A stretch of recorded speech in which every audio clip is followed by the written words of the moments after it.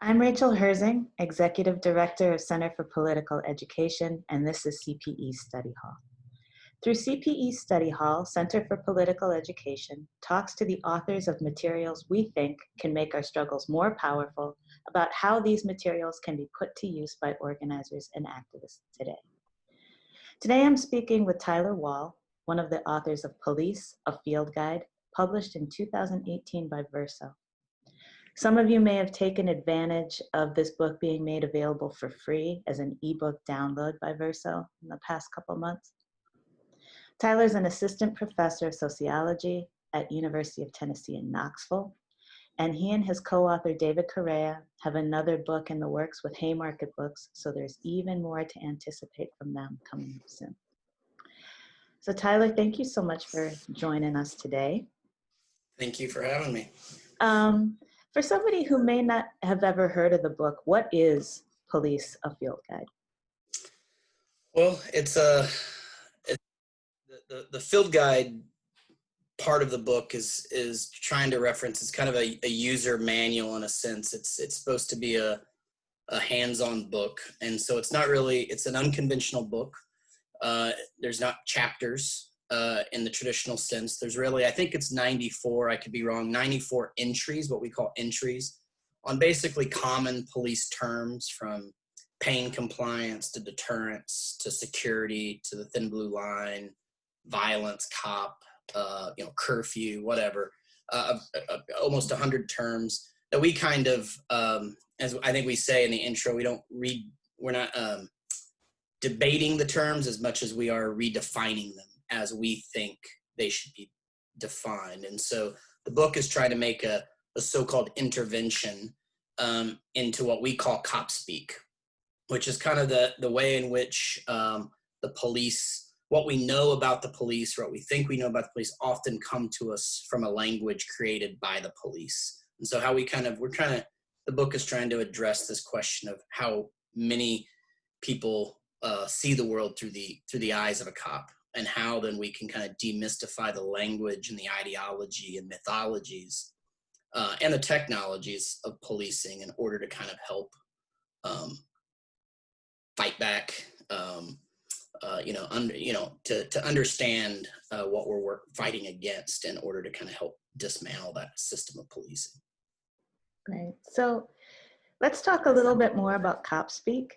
And so one way of thinking about this book is that it's a bit of a radical glossary, right? I feel like I've heard you refer to it as a glossary.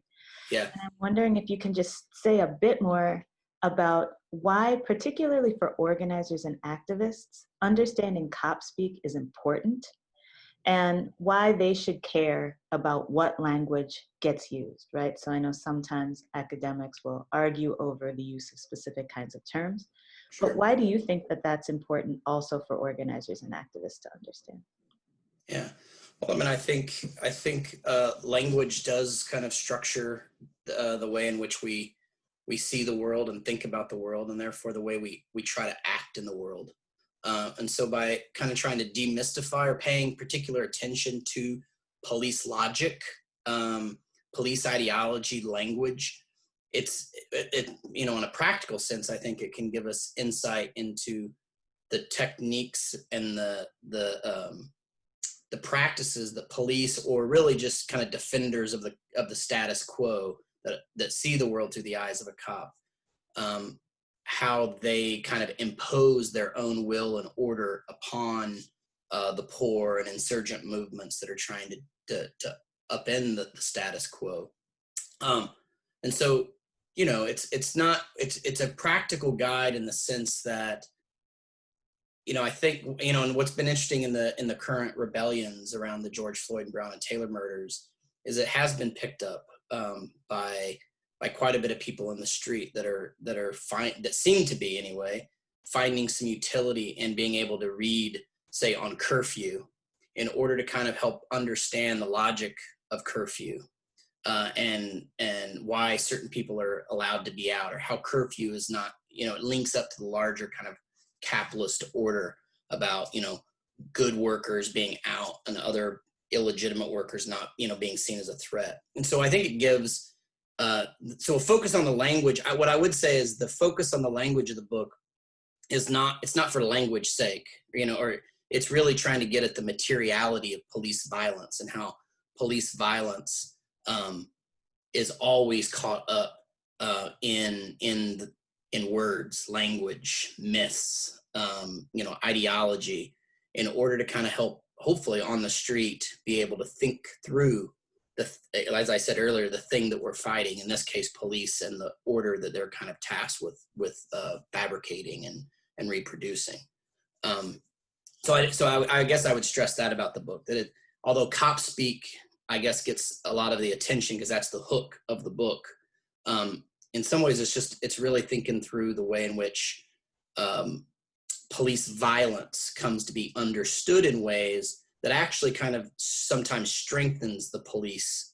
And so trying to think through the ways in which language draws us in to see the world through the eyes of the police, I think can be a practical, I guess a concrete experience of trying to understand and fight back the dominant order. So the structure of how the entries are put together, I think, is one of the things that I like the most about the book. So in an entry like cop, for instance, right, there'll be like an origin of the word. So it's like kind of a basic definition and some etymology of the word, right? Yeah. But there's also an argument in that entry about how central coercion is to the nature of policing, right? So it's like a description, but then there's also kind of an argument about what policing does. Can you talk a little bit about how you structured these entries? Yeah, I mean, we didn't have, my co-author David Cray and I, we didn't have, I guess, an organized system for every single entry. But I mean, you described it quite well, Rachel, in terms of, we were interested in etymology and really thinking of how the common ways of understanding these terms are set up. So we often will lead up to that, say this is how it's often understood, or this is even the hidden meaning of the term if we look at etymology. And then we try to have, I guess, like many arguments in each entry. And hopefully, if you add them all up, that coercive aspect and violence as kind of the heart of police comes out in most of the entries. But it is an interesting book. So even, thinking through this interview today, and I've given other talks on the book, there's many arguments built into each entry. And so sometimes it's really hard to speak because you forget a lot of what's actually in the book because we're making very kind of micro arguments or mini arguments about, say the thin blue line or pain compliance or the badge. We have all these different terms. But hopefully taken as a whole, they add up into something kind of more coherent about violence and reform, the kind of the impossibilities of typical reforms. But yeah, so we really wanted to focus on language, but never kind of leave it there, again, not language for language or study of language for language sake, but as a way to kind of really speak about concrete material practices. So that led us to kind of thinking about the words, but then linking it up to actual concrete, so there's all kinds of different, not case studies, but, we're referencing real historical moments and real acts of violence by the police and, different movements and stuff. Yeah. Yeah, and it's interesting that you reference violence because the violence of policing is kind of the backbone of the entire book. It runs throughout every entry in some way or another. Yeah.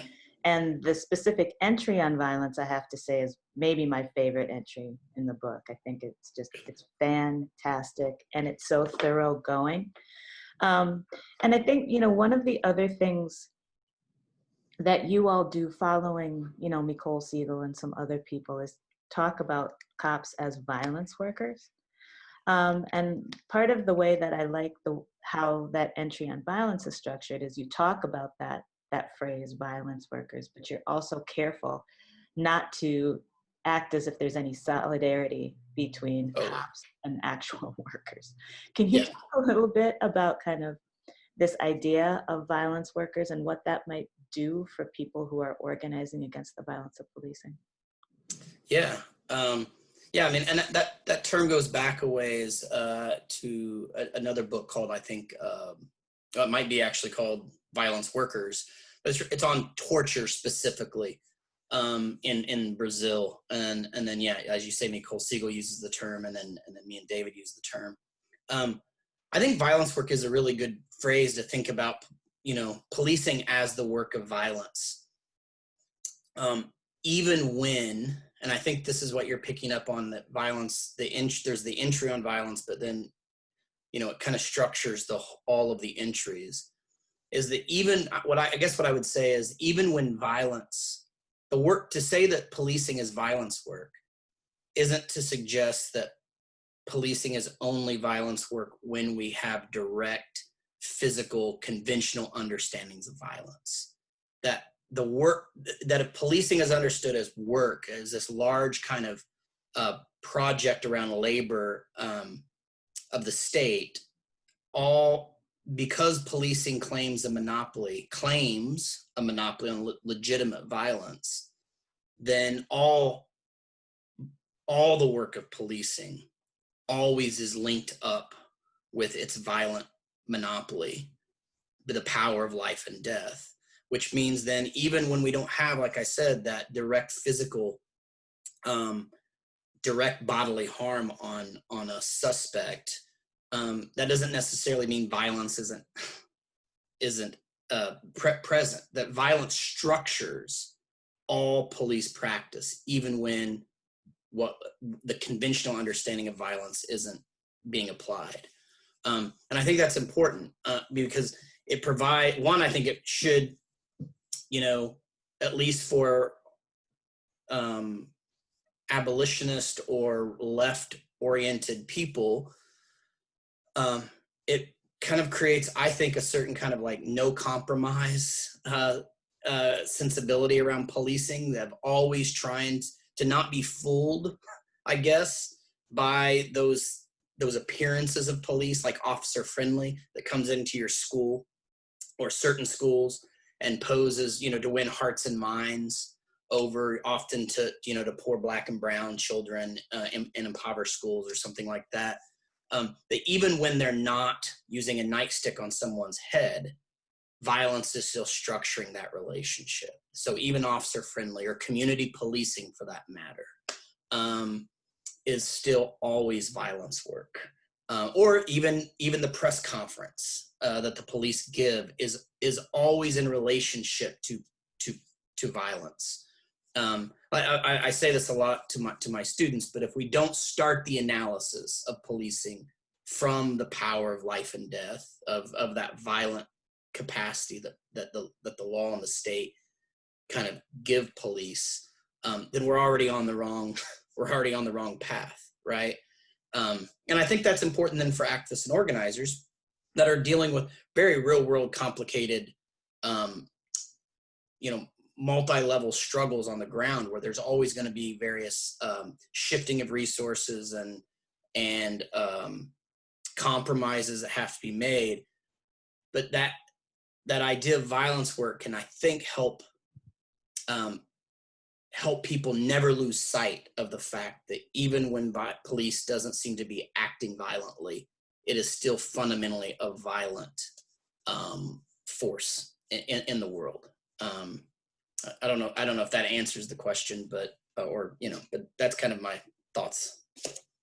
Yeah, I think that's super helpful. And I think it's particularly helpful in periods like this, when protesters and activists and organizers who are demanding some fundamental change to the nature of policing are constantly met with like, well, this little reform, we're offering you this little reform, why should we not take this? And I think if people can understand the nature of policing as inherently violent, then if you are trying to eliminate the violence of policing, you have to eliminate policing altogether. Yeah, and I guess I would add to that. Then what that means then is that reform in its typical guises, not what abolitionists would call the non-reformist reform, but the reformist reform, then is just a recalibration of the violence work of policing. that it's not actually ever really wanting to change the fundamental structure or get rid of policing. It's reform then becomes just a recalibration or a just a change of the way in which violence is dispensed out, onto the world or onto people. And so, yeah, so the reform isn't going to actually change the fundamental structure of policing as this violent monopoly. Yeah, and I think that's also the challenge too. Earlier I'd emphasized the claim to legitimate violence, and I think that's important because that's policing's always political and it's contested, and so the claim is important to throw in there. It's not just that they have a monopoly on legitimate violence; it's the state claims that violence, and that's contested, right? And that's what organizers and activists are doing, right? Is contesting the very that claim to legitimacy by saying that's not a legitimate violence, right? Yeah, that's super helpful. Thank you for that. Along similar lines, in the introduction to the book, you and David say, when we talk about police, we're talking about capitalism. And you say the same of settler colonialism. Can you say a little bit more about why you draw those connections and why particularly you think drawing those connections is useful toward this kind of aim of eliminating the violence of policing? Yeah, I mean I'll try to be. I'm going to try to be as to the point as I can here. I mean, I think we have a phrase where we say like there ain't no capitalism or colonialism without the cops or without police, right? And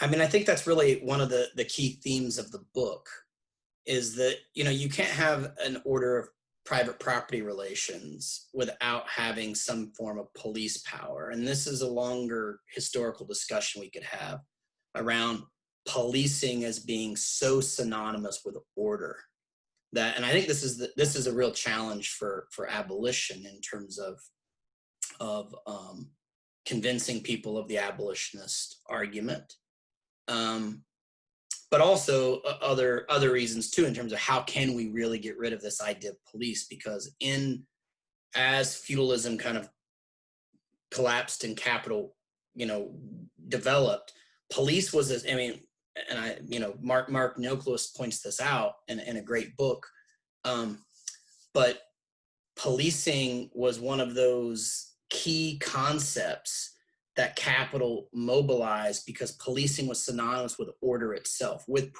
the order of private property. So they're linked. So the way I always say this is policing isn't a sideshow to capitalist property relations, that it's part of the main stage, that it's so to fight policing is to fight capital on some level, and to fight capital, as every left movement has learned have experienced, they're going to have to confront the police because policing is that special body of armed men that that defend the capitalist property relation. And so I think, I mean, to me, they're linked.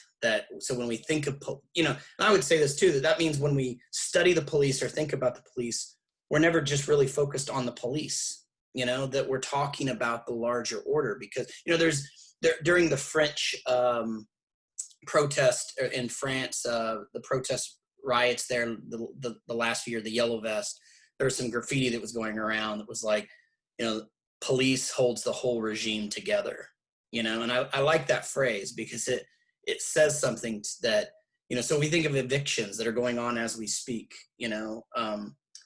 it's always backed up by state violence, but often it's the police that back that violent practice of eviction up.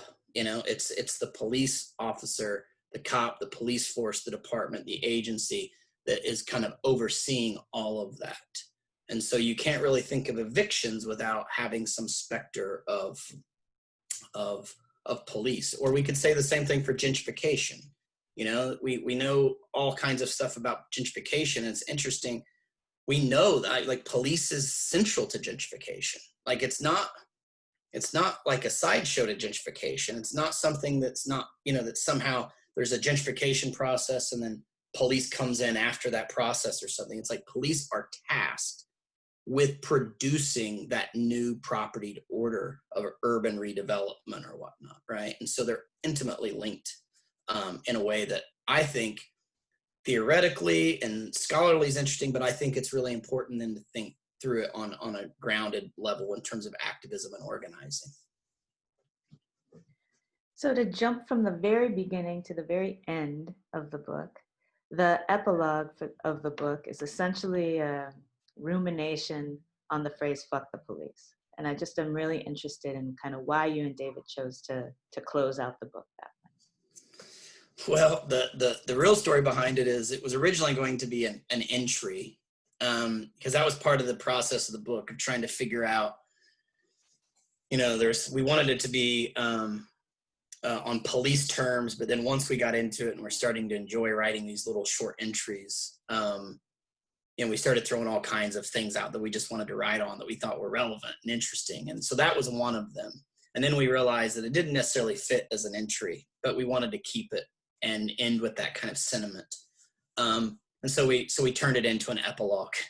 But what we were doing in the epilogue by this, as you say, this rumination on fuck the police, was to try to end the book on insisting that it's not just juvenile angst or some phrase that can be easily dismissed. That in this phrase, there's a certain kind of anger or rage that needs to be accounted for and embraced.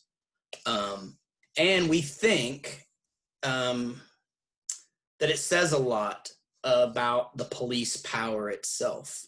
And so fuck the police is supposed to be rude and impolite. And we say this in a variety of different entries, but policing, we do this thing with the etymology of the term police.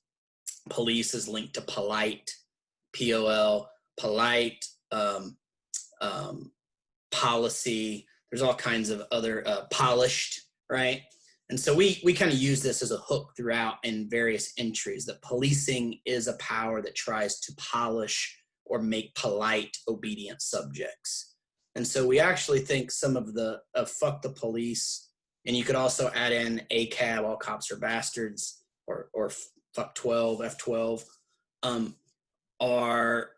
they actually diagnose the police power, the logic behind policing, which is at once good, polite, polished subjects to kind of accept their plight, to, be cool with the status quo. And so FTP then becomes a sort of politics of refusal, of saying, no, I'm going to call out the violence as I see it. And I'm going to be rude and vulgar in that process because I'm resisting or refusing to be the polite police subject that is always kind of following orders or seeing the world through the eyes of a cop. So that's kind of how we wanted to kind of end it, was fuck the police is kind of a total rejection of cop speak. And so it seemed appropriate to kind of make that the epilogue. So I'm going to ask something that I know is difficult right now, and difficult in the best way, I would say, because you have an embarrassment of riches in this book. Do you have a favorite entry or one that you think is particularly useful for organizers and activists right now? Yeah, that's an unfair question, but I'll take that. No, I mean, I think violence is I don't know if it's my favorite, but I think it's my favorite. But you said that earlier. I would point to like curfew. I like curfew just because it seems so, relevant in terms of the current uprisings and how one of the first things that authorities turn to is curfew. And of course, one thing that we do in that entry is we talk about the word curfew as originally meaning to cover fire. And so it goes all the way back to Europe, the idea of covering up basically the poor had to cover up their fire when it was like nighttime to go to bed, so that there wasn't going to be collective plotting of insurgency against the king.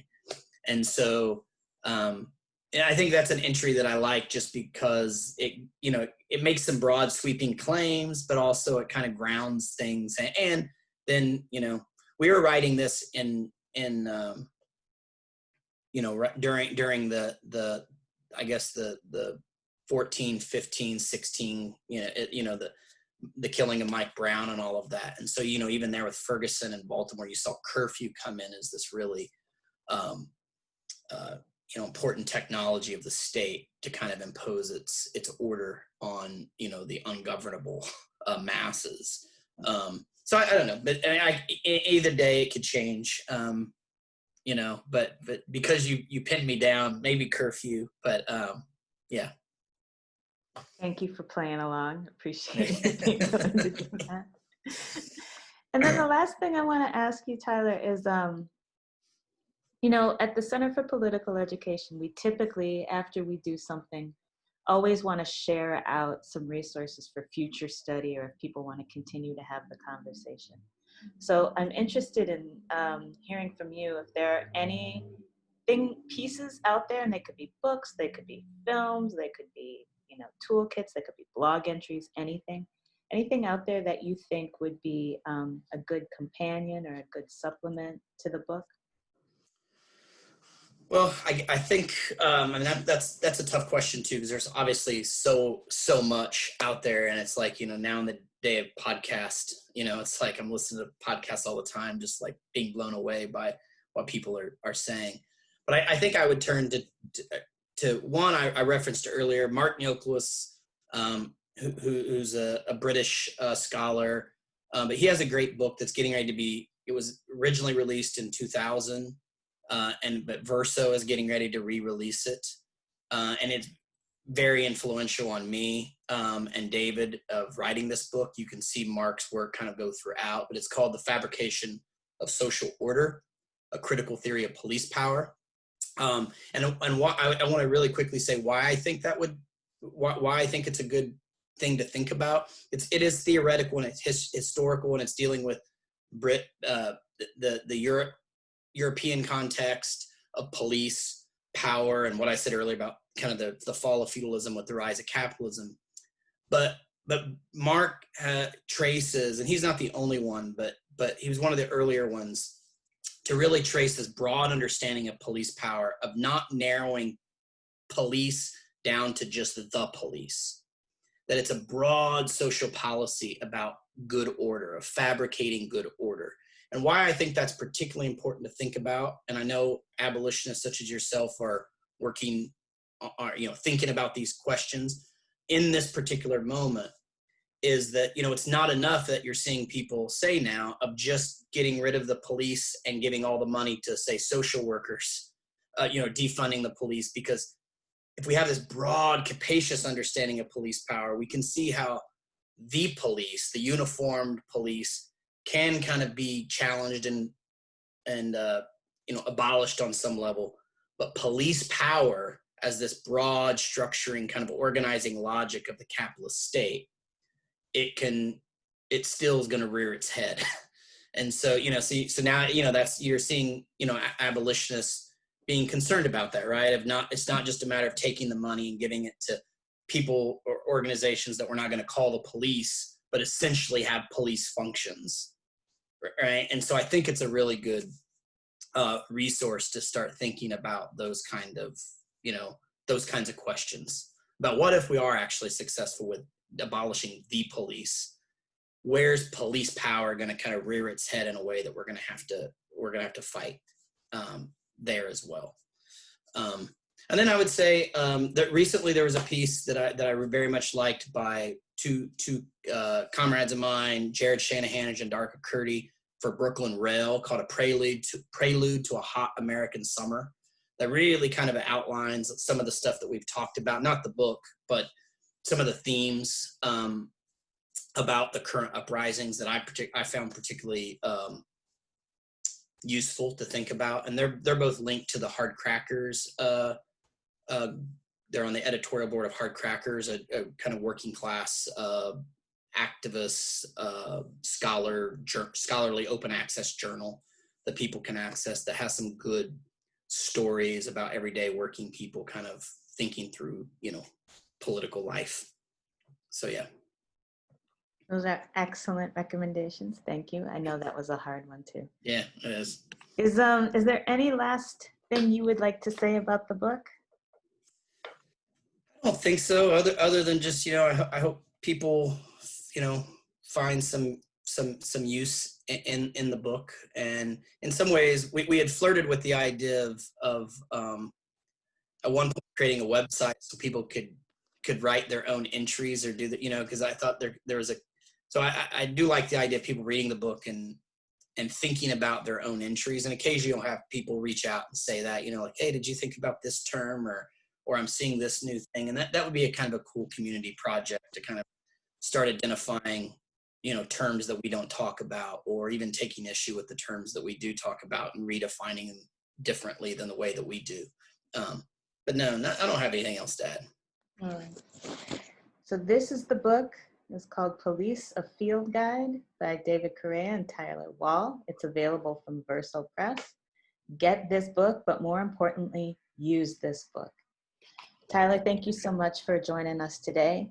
Appreciate all the work you all do, and I'm looking forward to that next book a lot. Great. Thank you so much, Rachel, and thanks for all the work you're doing at CPE.